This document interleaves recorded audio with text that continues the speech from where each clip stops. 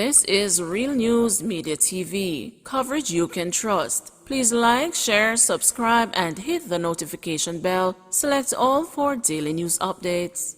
Good evening, my Real News Media TV family. Welcome back to the channel for another news update for September 20, 2023. And in the news this evening, body found in 50 feet hole in St. Elizabeth. The body of a man was found in a hole about 50 feet deep in Claremont, St. Elizabeth Wednesday morning. The identity of the deceased has not yet been ascertained. Acting Superintendent Coleridge Minto said a retrieval operation is now ongoing. Superintendent Minto said no foul play is suspected at this time.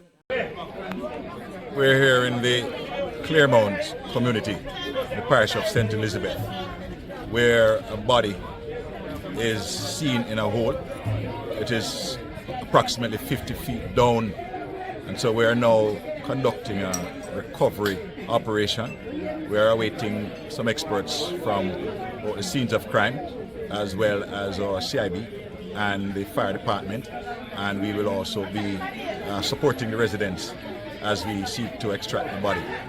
I would not want to speak to the identity until we have retrieve the body from this hole. The investigation so far over is that no foul play has been suspected. No closer for court. Maitland bail hearing postponed until November 15. Lawyers for Noel Maitland, the cop charged with murder in the disappearance of his social media personality girlfriend, Donna Lee Donaldson, will have to renew their bail application on November 15. Reports are that there were issues with Maitland's clothing attire for court. According to Maitland's lawyer, Christopher Townsend, clothing was provided by the family, but the authorities did not take his court attire. He can't come to court in a merino and underpants, Townsend said. Maitland has been charged with murder and unlawful burial of a corpse in connection to the disappearance of 24-year-old Donaldson. Donald, the son whose disappearance has drawn nationwide attention, was first reported missing to the police on Wednesday, July 13, 2022. She was believed to have gone to spend the night with Constable Maitland before she was reported missing. According to police reports, on July 11 about 10 p.m., she was picked up at her house by Maitland in a black BMW motor car to spend the night with him at an apartment located at Chelsea Manor. However, on July 12, Donaldson's mother, Sophia Logg, reported to police that she had not seen or heard from her daughter. The police are operating under the theory that Donaldson was killed on July 12 based on forensic evidence. Beachy Stout trial stalled again. The murder trial of businessman Everton Beachy Stout MacDonald and his co-accused Oscar Barnes in the Home Circuit Court in Kingston was once again stalled on Wednesday. Reports are that two jurors can no longer participate in the matter. It is expected that a new jury will be formed next week. The evidence that has already been presented will be heard again when the new jury comes in. On Tuesday, just 2 days into the trial, it was disclosed that at least 3 jurors encountered challenges, causing delays as defense attorneys, prosecutors, and journalists waited for one juror to arrive in court. That juror failed to show up. When High Court Judge Chester Stamp arrived in court to preside over the case, he was told that juror number 4 was absent, which made it difficult for him to proceed with the matter. On Monday, during jury selection, 2 of the jurors who were selected to participate in the process presented challenges for the court. One of them reportedly refused to swear on the Bible or give an affirmation that he would be honest during the trial. According to him, swearing on the Bible goes against his religious beliefs. Justice Stamp reportedly offered him another option, which was to make an affirmation. The juror refused, claiming that his belief was that an affirmation amounted to swearing. The other juror on Monday refused to swear on the Bible or cooperate otherwise. Both of them, who were subsequently replaced, faced a punishment for refusing to take up their duties as jurors, following numerous attempts by Justice Stamp and the clerk of court to have them comply. MacDonald and Barnes are being tried for the July 20, 2020 murder of Tonya MacDonald. Her partially burnt body was found slumped beside her race car along the Sherwood Forest main road in Portland with her throat slashed. Rented vehicle linked to murder shootout with the cops. A simple act of kindness led to a security guard appearing before the Kingston and St. Andrew Parish Court on Tuesday as a car he reportedly rented on behalf of an acquaintance was allegedly used in a murder.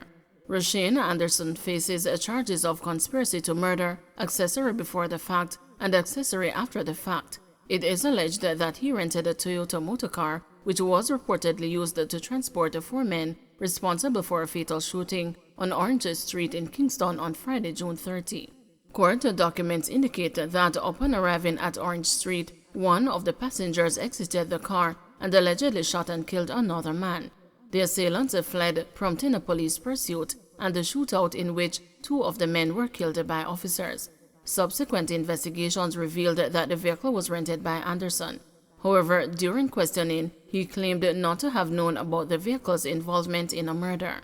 Furthermore, the court learned that Anderson, upon learning of the car's role in the crime, allegedly contacted an agent of the car owner, urging them to report the vehicle as stolen to investigators.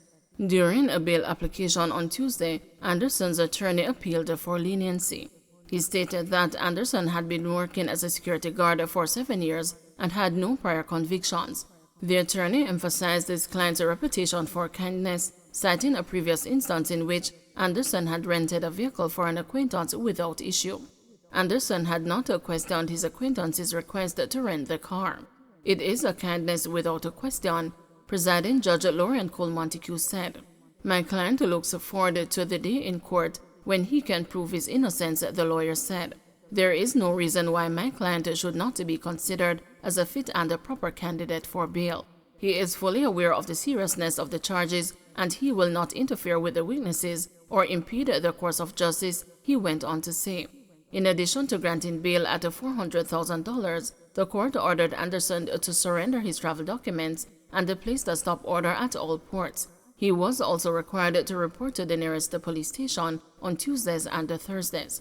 However, Anderson could not take up the bail offer until the person with whom he would be staying provided a valid identification card to authorities. The case file is said to be completed by December 7, when Anderson is due to return to court. "I want to give her a chance," says man whose employee reportedly stole over $500,000.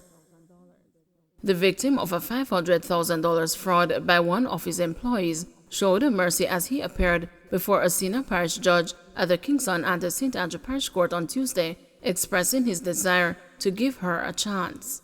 "She's young, Your Honor, she's smart," the elderly man said of Ruth Ann Russell, who is charged with access with intent to commit or facilitate the commission of an offense, conspiracy to defraud, and larceny as a servant.